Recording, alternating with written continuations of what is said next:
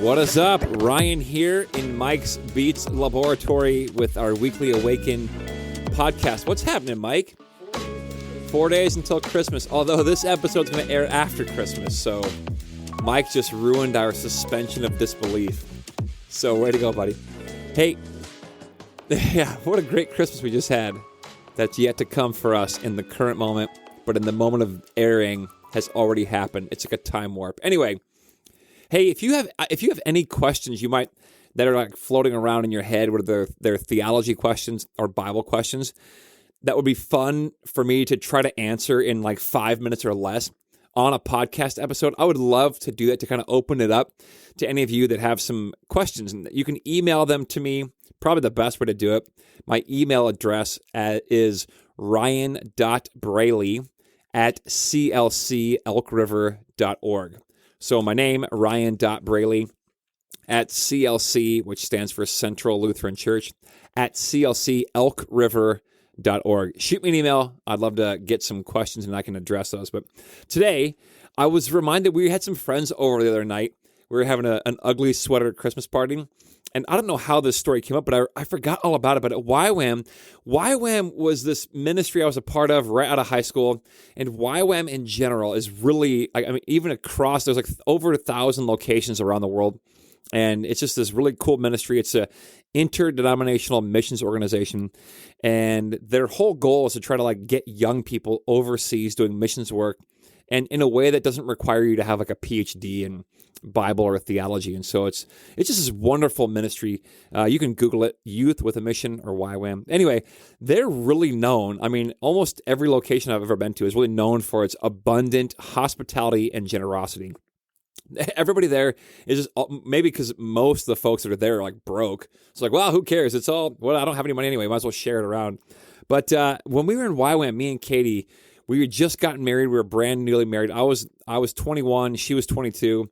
And we had no money. And we were raising support. We were domestic missionaries. We had like zero money. In fact, we had been raising support, and we had exactly the amount of money that we needed coming in that would pay all of our bills, like to the dollar almost. But we had decided early on, both she and I were raised in families where we were encouraged to tithe or to give money away, to be generous. And, you know, in the Bible, it uses this sort of the template is 10%. It's in the Old Testament. Jesus sort of says, actually, give everything, but whatever. We would use this 10%, this tithe number.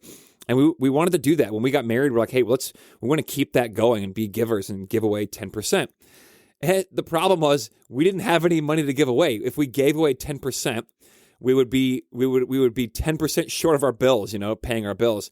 And I'll never forget that first month our rent came due, and our rent was $600 a month for a 600 square foot apartment, a tiny little, I could see from one corner to the other corner in our apartment, and it was not hard. And so it was like $1 a square foot, and we had to pay for that, coming up in like in 2 days. And we also had to give our tithe check away. We had to give away 10%. And if we gave it away, we would have been $100 short of our rent. So the question was like raised for her and I, like, should we pay our rent or should we give 10% to God and give it away? And all we kept coming back to is like, we wanted to be people who were generous. So that, well, I don't know, when you're young, you're kind of young and naive, maybe a little bit dumb. We're like, let's just go for it. So we wrote the check for $100 and gave it away. And we were $100 short of our rent.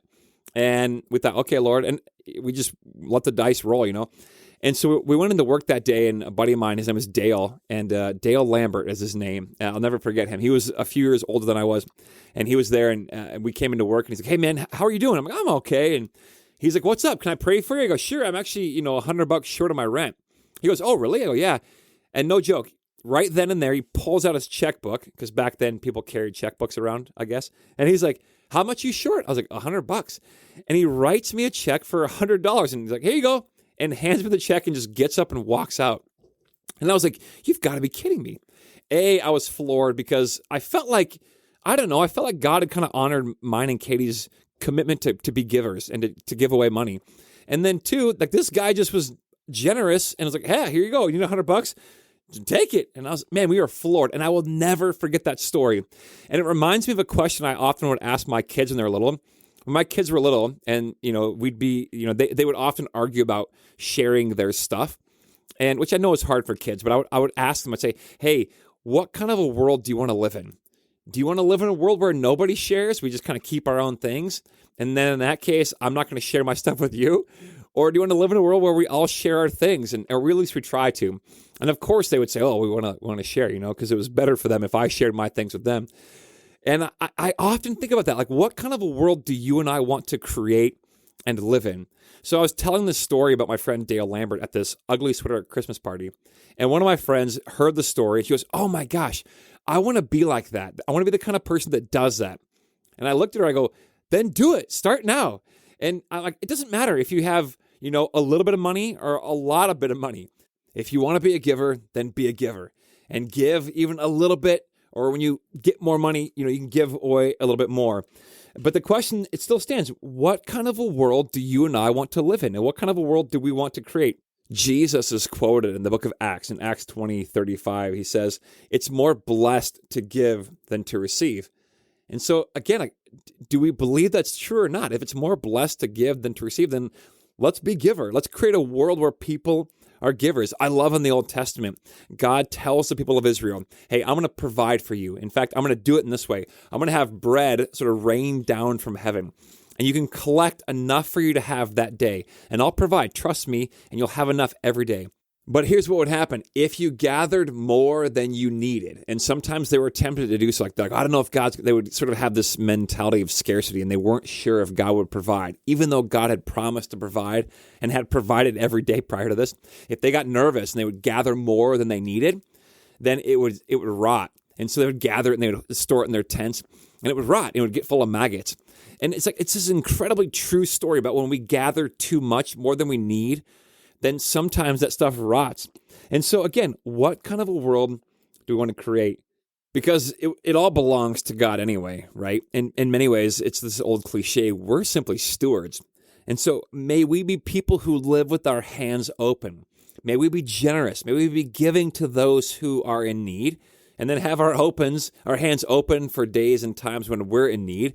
May we contribute to this beautiful, fluid movement of giving and receiving, and this abundance that's sort of modeled in Jesus and in the ministry of Jesus. And may we create a world of generosity and abundance and radical hospitality.